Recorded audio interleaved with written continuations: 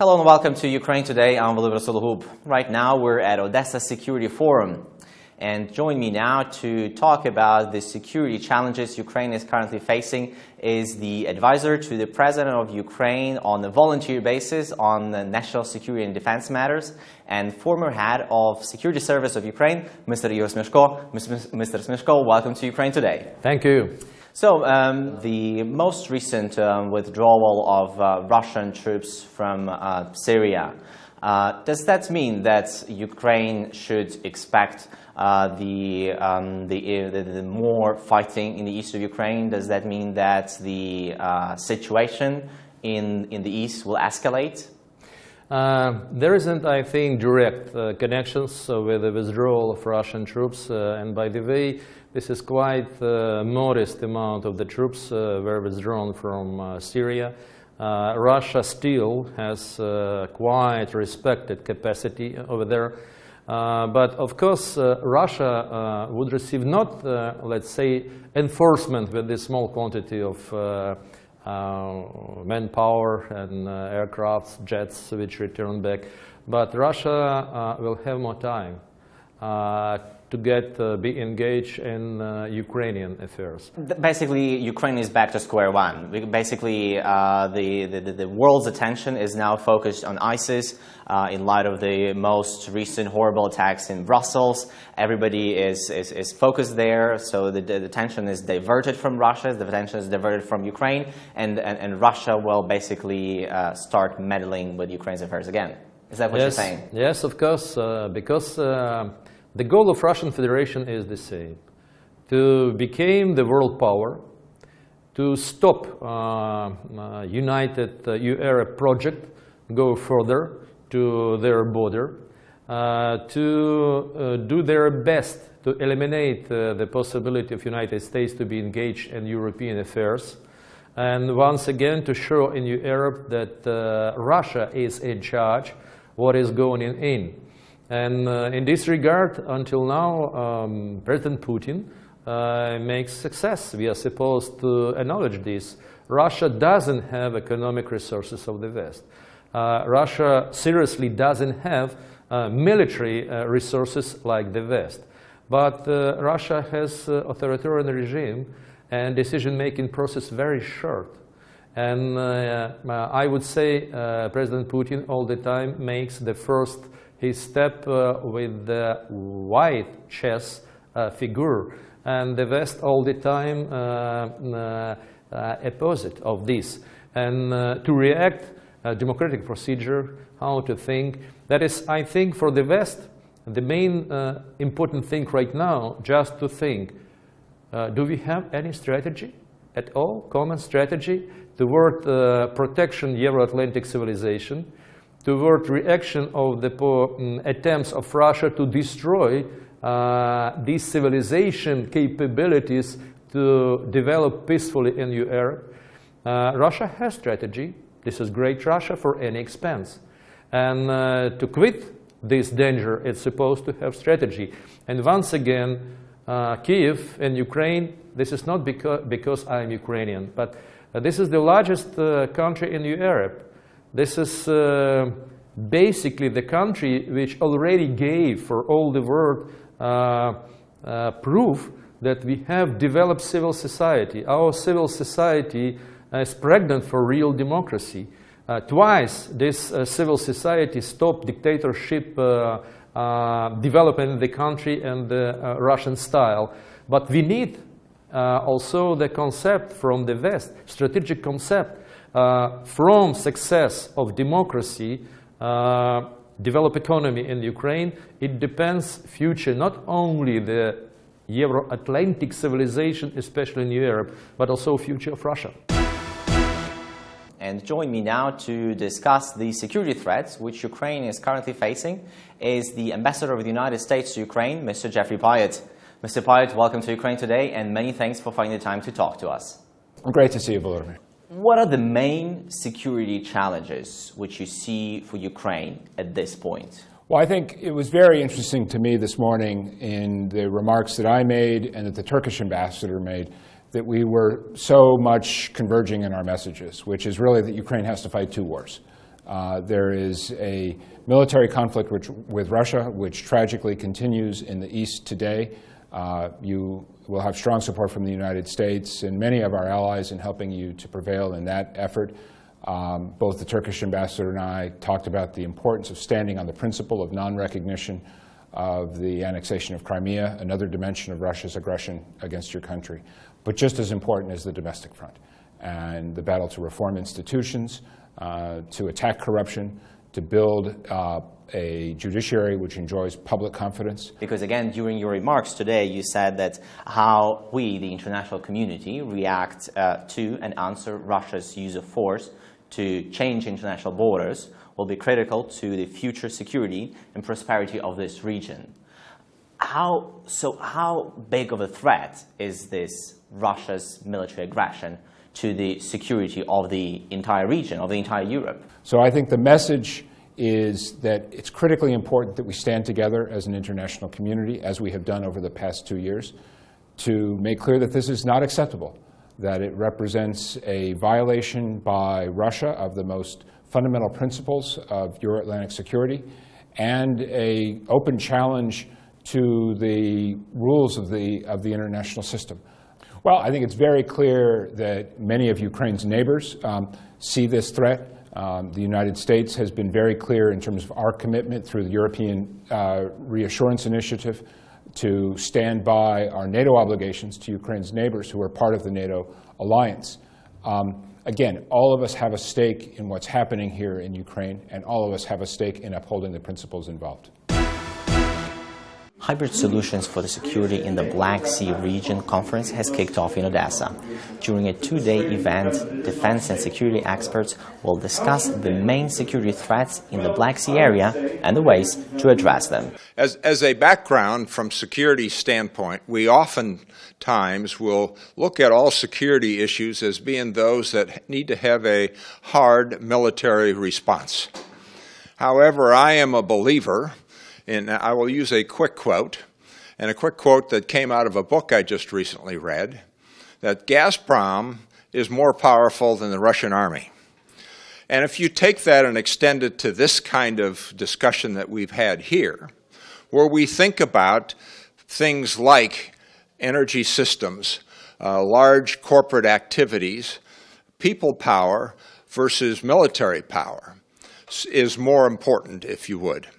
And as a result, I feel that my hybrid solution is to flip things around from a military first response, be thinking about how we can organize from what we would consider a soft power aspect to put together all the resources that the people actually hold the capability. It's education, it's industry, it's all those things that we have talked about in the conference here that bring people together. That is the strength of the community and strength of the country. And that will be much more powerful when we look at security than would it be to put that same amount of effort into hard power. In my opinion, security is not only military security, but also the economic security for the state. If the state owns and earns more money, then it can provide and invest into the different levels of security. So my idea on this panel was to present the drafted law, which was registered in our Verkhovna Rada, in our parliament. This law is named the Law on Inland Waterways, which is also known under the name of Law of Kozyrь-Kononenko, who are the leading authors of this bill. I'm the co-author, and we are proposing to open, in simple words, to open the inland waterways like rivers Dnieper, Dniester, and Danube for the ships under the foreign flags, attract more free tonnage in order to carry more goods down the rivers to our seaports, hence provide more work spaces, develop the inland waterways, develop the river terminals, build new ones or rebuild the existing ones. Also, this will be a very good multiple effect for our ship repair and shipbuilding industry of Ukraine. I think the beginnings of a solution to the problem of hybrid warfare is in trying to understand what hybridity means in this case.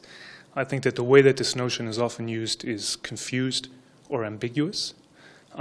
Usually what one sees is that it's used as to denote a fusion of warlike acts and aims and means of activity that fall below the threshold of traditional war. So if you look at, for example, the domain of cyberspace, which is my own, what you see is that cyber instruments are increasingly used to achieve aims that would have required the use of traditional war beforehand. So if you look at cyberspace, what you see is that cyber instruments are being used to cause the kinds of effects such as the disruption of the economy or financial system of a small nation like Estonia, that happened in 2007, in a way that falls below the traditional threshold of war. So what I think is quite interesting and novel is not so much the fusion of war and non-war, but the way in which sub-threshold forms of attack like cyber attacks can cause traditional forms of harm without incurring the traditional penalties that a traditional act of war would incur. The Alliance New Energy of Ukraine implements new energy solutions to solve old problems in our world. In our portfolio, we have several projects in defense, space, and energy sectors. It's a project, it's a very beautiful project, I think. Project to use rotational of the Earth to produce electricity, to generate electricity, or rotation other planets, or sea waves to generate electricity. Production of space engines for small satellites. Production UAVs and special combat drones.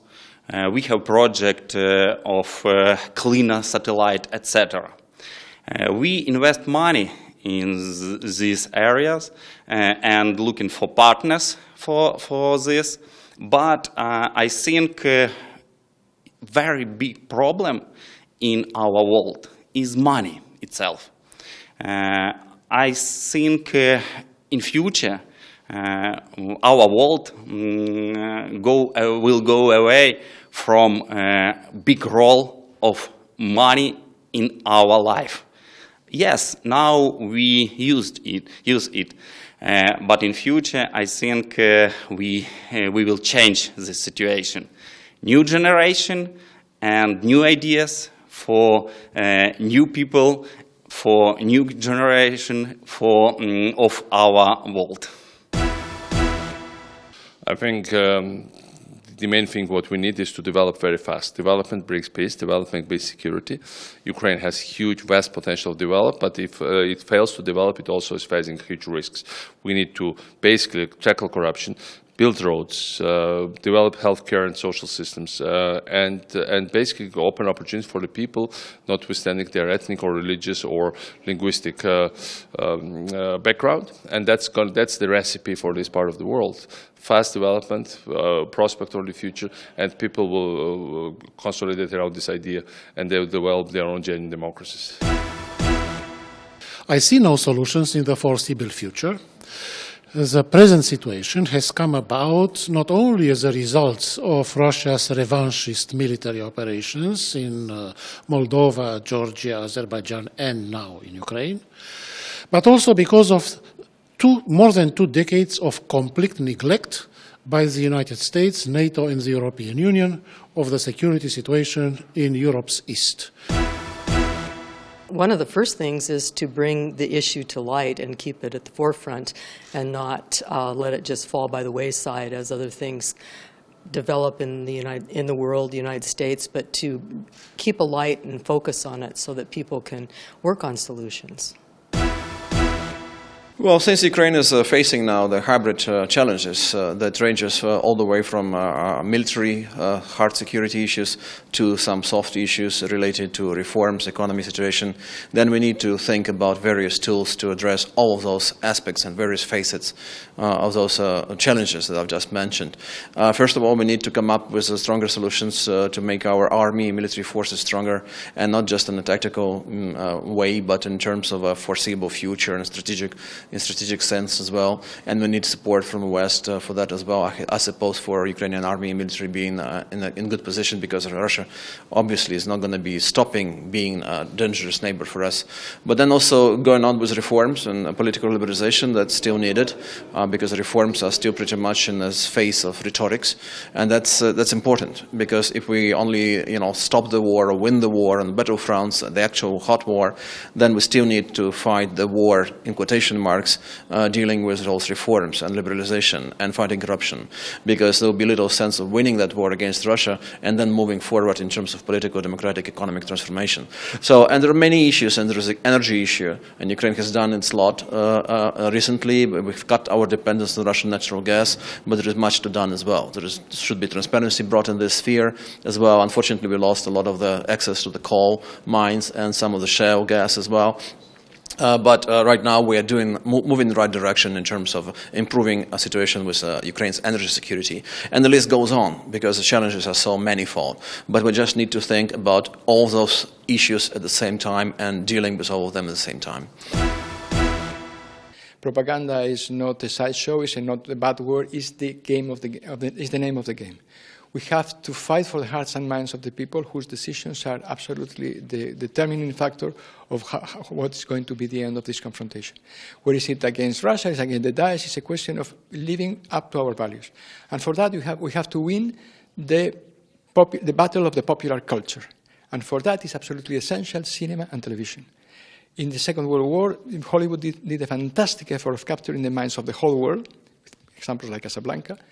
We have to do something similar now. Too much is at stake, and now, much more than in the Second World War, it's a battle for the hearts and minds of the people.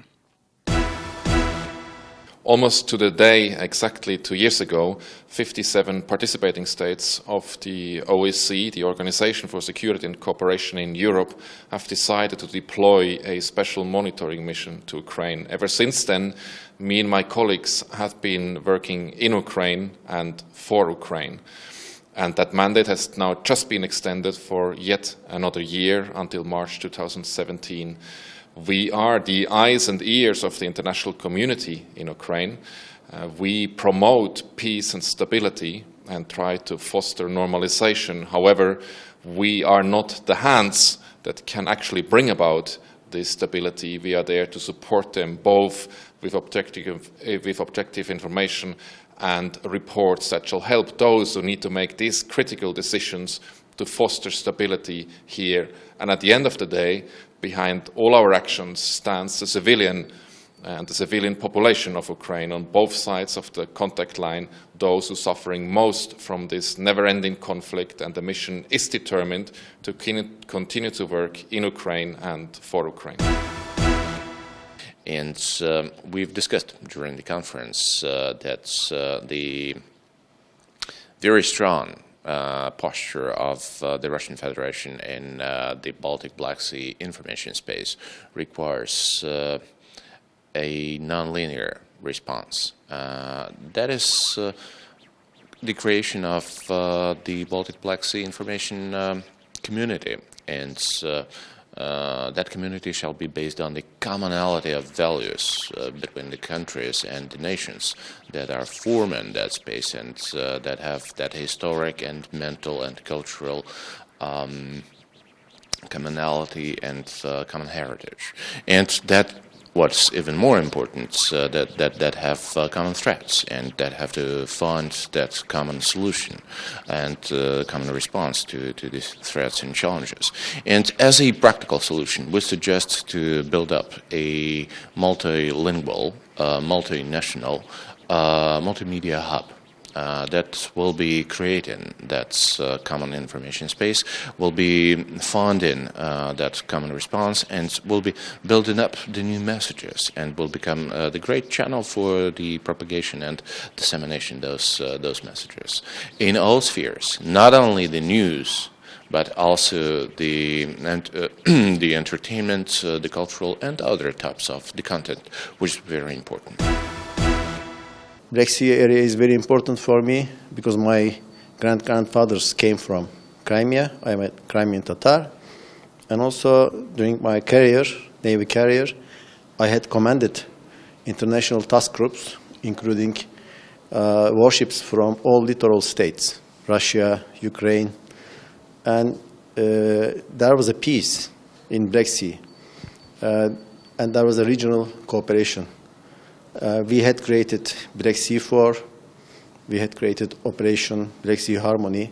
So littoral navies and littoral countries were creating their own regional solutions and regional cooperation. We should do this again. So my hybrid solution is very easy. I will refer to our founder, Kemal Atatürk. In his words, he says, peace at home, peace in the world. So the hybrid solution is this: peace at home, peace in the world.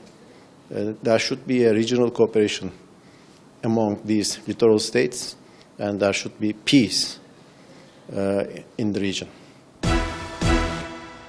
From my experience, one of the solutions we can execute is to keep the dialogue open and get as many parties involved.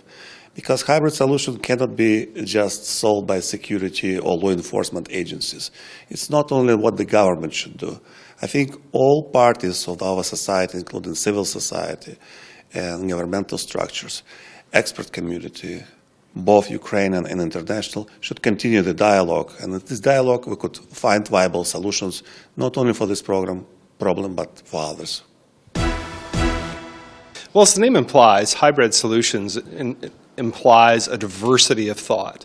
And my idea, I guess, for a hybrid solution, and what I would tell people, is engage the population. I think the best solutions come when the more people who are engaged in diversity of thought, and it's outside of government, it's the people that need to be engaged in this and take ownership and responsibility for their government, and not just assume it's going to be those guys who solve the problem.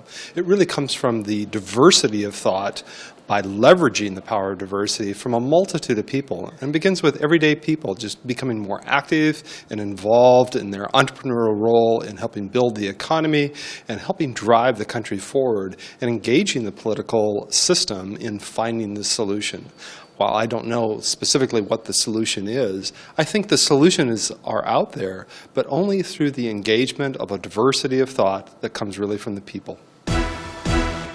Well, what you're experiencing here is part of a sort of a very modern condition where media, which is what I focus on, and social media play a very big part in trying to destabilize another country.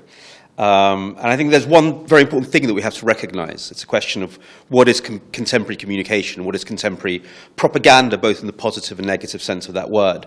So in the 20th century, it's all about a limited amount of media, and each side try to shout their way through. So, the Russians would try to shout one thing, communism is good, and the West would try to shout, no, capitalism is good. It's a very easy kind of debate, like two lightsabers. Now we live in a world, and especially in Odesa, where I think Odesa has 44 TV channels, myriads of websites. Everybody lives in their own little media bubble. And what the Russians, various other movements across the world have discovered, that in contemporary propaganda, there's no point screaming one message because audiences are fractured. And they've got very, very good at changing their messages, changing their approaches for every audience. And in a way, we have to be a little bit like that as well. So when we think about doing, I hate this word, counter-messaging, instead of screaming, the West is great, NATO is great, the EU is great, Ukraine is wonderful, we actually have to listen and understand local audiences very, very well and adapt our messages to, why is democracy important for them? Why is Ukraine important for them? It might not be for the same reason it's important to somebody in Kiev. So today's propaganda is all about listening, actually, and not screaming.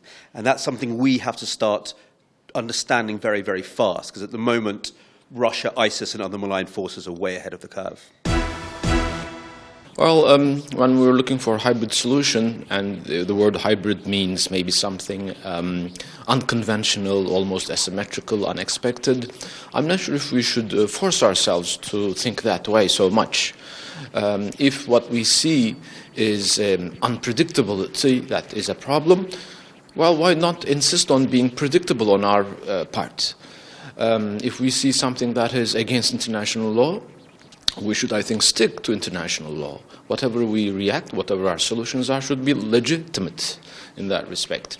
In the Black Sea, there has been, I think, a need for a culture of compromise, a culture of cooperation. Let's do that exactly. Let's not break bonds of cooperation, just do the opposite. So I think that could be our, in quotas, a hybrid solution. I think there is a lot of potential in the Black Sea. We've not used it sufficiently in the last 20 plus years. Now is the time to do it, I think. My topic was the role of the agriculture in the security system of Ukraine. As to me, agriculture is really the top priority sector of the Ukrainians' economy in terms of security. And not just because the security of any state is reduced to ensure the basic needs of its citizens, one of which is food. But because Ukraine possesses 30% of the world's richest black soil.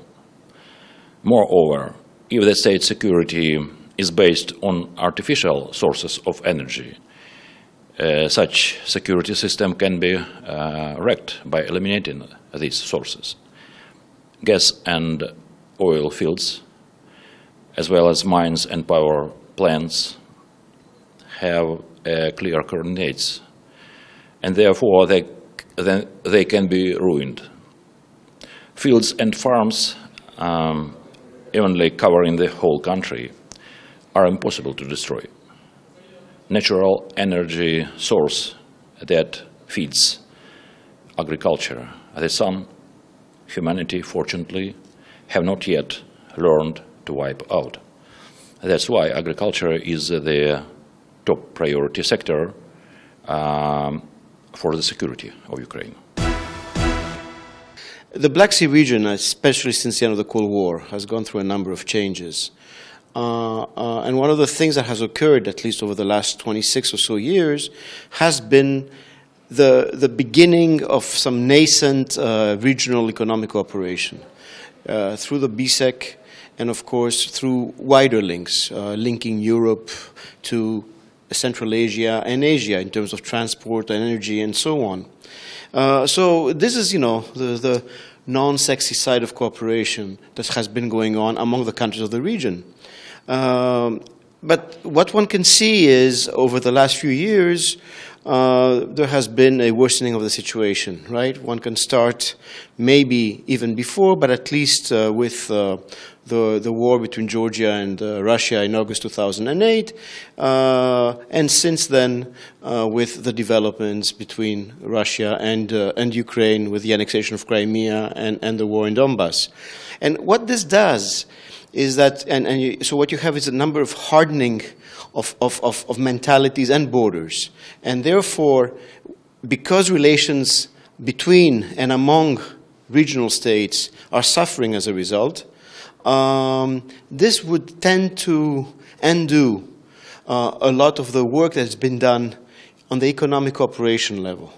And now, if one were in Moscow, or one is in Kiev, or one is in Tbilisi, or Baku, or Yerevan, or Bucharest and Sofia, Ankara, one would see that there is benefit, though, at working regionally together. Because ultimately, if the region is a transit zone for transport between Asia and Europe, be it because the Europeans want it to be it because the Chinese want it to be with the Silk Road. If the region is important because it's also a transit zone, not only transit zone, but as a region because of its energy resources, right? Ukraine has a crisscrossing network of pipelines. Turkey has ambitions to do this. Other countries are producers. You cannot undo this even though relations politically, militarily have deteriorated. And so what one has to concentrate is, yes, I mean, Ukraine, for example. Ukraine has to insist on its changing foreign policy. It looks towards the West, has to insist that it belongs to the West, and hopefully NATO allies and EU partners will follow through and at some stage bring in Ukraine closer, while Ukraine is also clearly has defined its future as belonging to the West. But at the same time, it has to work on making sure that the regional cooperation, economic cooperation, which is, it's low politics. It's not something that would break up relations between countries. That goes on. It cannot be undone. Because ultimately, the issue would be that the losses would be suffered by all the countries of the region. So one has to make use of, the potential of the sea, its maritime potential. One has to make use of the potential of inland waterways. One has to make use of the potential of roads that, go across borders, telecoms, electricity grids. All these things, one cannot undo them just because politically a country has decided to, and rightly so, Georgia, Ukraine, to move towards the West, and Russia is not happy with it. So I think this is where one needs to focus on. Я хочу сказать, что это один из основных факторов, и пускай мы сегодня еще не найдем все ответы на все вопросы, которые сегодня ставит перед нами новое время, основное это то, что касается энергобезопасности и перехода на альтернативные виды топлива. Это снимает нас от зависимости поставок нефти, газа, и в том числе сейчас и угля, так как проблемы с углем связаны с проблемами на востоке нашей страны. It involves getting Ukraine back on a fully democratic path, rooted in rule of law, fighting corruption, making sure that the political leaders are responsive to what the Ukrainian people want, while at the same time defending its country from the Russian threat and aggression. And the West needs to do more to help Ukraine in defending against Russian aggression by providing lethal assistance to Ukraine. But these things go together. You can't only deal with one issue and not the other. They have to go hand in hand. And we need to see a more serious campaign from Ukraine's political leaders to fight corruption in Ukraine, which frankly is a cancer in this country. And without dealing with it, all the efforts in the East and fending off Russian aggression will amount to very little. Now, my solution will be that, first of all, we need to further societal rapprochement, because the EU countries, such as Spain and Ukraine, have been developing separately. So when the so-called Ukrainian crisis, the Maidan, blew up, many Spaniards were not cognizant of the context in your country and the democratic challenges, etc. So rather than just symmetry and big talk, we need to bring young Ukrainians of the new Ukraine to Spain and vice versa, so that they meet with the new voices of civil society and understand each other better as Europeans, and that will eventually trickle up through the system. Corruption at the highest level of government is nothing less than the ruination and betrayal of a nation. Ukraine is a good example of this. Its huge material and human losses of the last two years are the direct consequence of 20 years of corruption, during which its national security was sold off for personal profit. Ukrainians must view corruption in their country for what it is, not simply a criminal act, and not simply an expression of human greed and dishonesty, but as a hostile internal occupying force, as dangerous as any external invasion. When corruption reaches the levels it has reached in Ukraine, there is one and only one person who can do something about it: the president. He is the nation's top law enforcement authority and commander-in-chief. He is the only one who can mobilize sufficient public support to overcome resistance to anti-corruption programs. It can be merely it cannot be merely another item on his long to-do list, but it must be at the very top of his agenda. Corruption can be defeated. Many other countries have progressed from endemic to only occasional corruption. It requires a strategy and political will. There are dozens of successful models that can be replicated, but the president must lead and the people will follow. One hybrid solution that I can offer for peace and security in the Black Sea region and beyond is to recall dignity and recognize that black is black, white is white, and not to be afraid to speak the truth and support dignity, oneself and those of others.